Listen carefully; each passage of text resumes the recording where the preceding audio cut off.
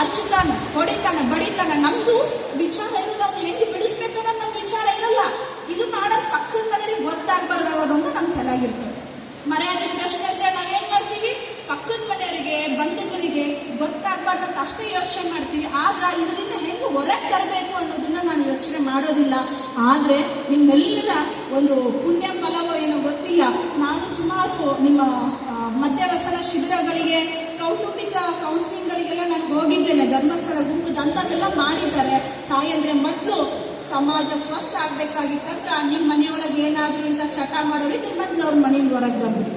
ಸಮಾಜ ಚಲೋ ಆಗ್ಬೇಕಾಗಿತ್ತಂದ್ರ ಅಂತ ಚಟಗಳು ನಿಲ್ಲಬೇಕು. ಅವಾಗ ಮನೆಗಳು ಚಂದ ಆಗ್ತಾವ, ಸಮಾಜನು ಸ್ವಸ್ಥ ಆಗ್ತವೆ. ಎರಡನೇದು, ಸಮಾಜ ಸ್ವಸ್ಥ ಆಗ್ಬೇಕಾಗಿತ್ತು ಅಂದ್ರೆ ನಮ್ಮ ಹೆಣ್ಮಕ್ಳೊಳಗೆ ನಾನು ಕಂಡಂಗೆ, ನಾನು ಎಷ್ಟೇ ಓದಿರ್ಲಿ, ಏನೇ ಮಾಡಿರ್ಲಿ, ನಾವು ಭಕ್ತಿ ಹೆಸರೊಳಗೆ ಮೌಢ್ಯವನ್ನ ಬಹಳ ಪಾಲನೆ ಮಾಡ್ತೀವಿ ಹೆಣ್ಮಕ್ಳು. ದೇವ್ರ ಮೇಲೆ ಭಯ ಭಕ್ತಿ ಇರೋದು ಬ್ಯಾರೆಮ್ಮ, ದೇವ್ರ ಹೆಸರ ಮೇಲೆ ಮೌಢ್ಯಗಳನ್ನ ಮಾಡೋದು ಬ್ಯಾರೆ.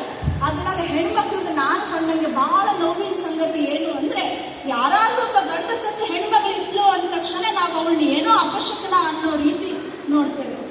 ಯಾರೋ ಒಬ್ಬ ಮಕ್ಕಳನ್ನ ಹೆರೆದಂತಹ ತಾಯಿ ಇತ್ತು ಅಂದ್ರೆ, ಆ ಗಂಜು ಇತ್ತು ಅಂದ್ರೆ ಅವಳು ಯಾವುದಕ್ಕೂ ಶುಭ ಕೆಲಸಗಳಿಗೆ ಒಳ್ಳೆಯವಳಲ್ಲ ಅಂತ ಅವಳು ತಿರಸ್ಕಾರ ಭಾವನೆಯಿಂದ ನೋಡ್ತೇವೆ. ಗಂಡನ್ ಬಿಟ್ಟು ತವ್ರ ಮನೆ ಆಸರೆ ಬಂದ್ರೆ ಅವಳೊಂದು ಕೆಟ್ಟ ಹೆಣ್ಮಗಳು ಅನ್ನುವ ರೀತಿ ಯಾವ ಕಾರಣಕ್ಕೂ ಬರಿಲಾದ ಒಳಗಡೆ ಇರ್ತೀವಿ.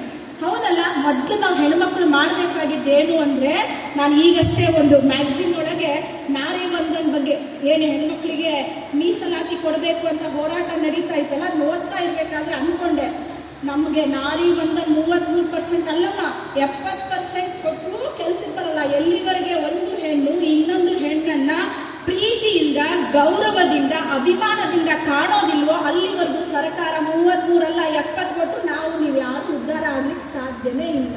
ಹೆಣ್ಣಾಗಿ ಮೊದಲು ನಾವೇನ್ ಮಾಡ್ಬೇಕು, ಇನ್ನೊಂದು ಹೆಣ್ಣನ್ನ ಗೌರವದಿಂದ ಕಾಣಬೇಕು. ಅವಳು ವಿಧವೆ ಆದ್ರೆ, ಅವಳು ಗಂಡ ಸತ್ತೋದ್ರೆ ಅವಳದೇನ್ ಪ್ರಾಬ್ಲಮ್ ಇರುತ್ತಮ್ಮ? ಆಕೆ ಏನನ್ನ ತಪ್ಪು ಮಾಡ್ಯಾಳ, ಆಕೆ ಏನನ್ನ ಗಂಡನಿಗೆ ಕೊಲೆ ಮಾಡ್ಯಾಳ, ಅವನು ಏನೋ ಒಂದು ದುರ್ಮರಣದೊಳಗೆ ಹೋದ್ರೆ ಆ ವಿಧವೆ ಹೆಣ್ಣು ಮಗಳನ್ನ ನಾವು ಅಪಶಕನ ಅಂತ ಹೇಳಿ ಹೊರಗಡೆ ಇಡ್ತೀವಲ್ವಾ, ಮುಂದಿನ ದಿನಗಳು ಹೇಗಿರುತ್ತೆ ಯಾರಿಗ್ ಗೊತ್ತು? ಆ ಜಾಗದೊಳಗೆ ನಾವು ಬರ್ಬೋದು, ನೀವು ಬರ್ಬೋದು, ನಮ್ಮ ಮನೆ ಮಕ್ಕಳು ಬರ್ಬೋದು. ಆಗ ನಾವು ಪಶ್ಚಾತ್ತಾಪ ಪಡೋಕ್ಕಿಂತ ಆ ರೀತಿ ಹೆಣ್ಮಕ್ಳು ಯಾರಾದ್ರೂ ಇದ್ರೆ, ನಿನಗೆ ಗಂಡ ಇಲ್ಲಂದ್ರೆ ಏನು, ನಿನ್ನ ಭಾವನೆಗಳನ್ನ ಹಂಚಿಕೊಳ್ಳುವಂತ ಸ್ನೇಹಿತೆಯರು ನಾವೆಲ್ಲರೂ ಇದ್ದೇವೆ ಅಂತ ಅವಳಿಗೆ ಧೈರ್ಯ ಕೊಡುವ ಕೆಲಸ ಹೆಣ್ಮಕ್ಳು ಮಾಡಬೇಕಾಗಿತ್ತು. ಇನ್ನು ಮಕ್ಕಳಾಗದೆ ಇರೋರ್ನಂತರೂ ನನ್ನ ತೊಟ್ಲ ಅಂತ ಇಂಥ ಕಾರ್ಯಕ್ರಮಕ್ಕೆ ಹೋಗ್ತೀನಲ್ವಾ, ಕೂಸುಗಳನ್ನ ಕೈಯಲ್ಲಿ ಕೊಡಕ್ಕೆ ಹಿಂದೆ ಮುಂದೆ ನೋಡ್ತಾರೆ. ಆಕೆ ಮಕ್ಕಳಾಗಿಲ್ಲ, ಬಂಜದಳ, ದೃಷ್ಟಿ ಆಗ್ತತೆ, ಕೇರ್ ಹಾಕ್ತಾರ, ಇನ್ನೊಂದು ಹಾಕ್ತಾರ, ಮುನ್ನೊಂದು ಹಾಕ್ತಾರೆ ಅಂತ ಹೇಳ್ತಾರೆ.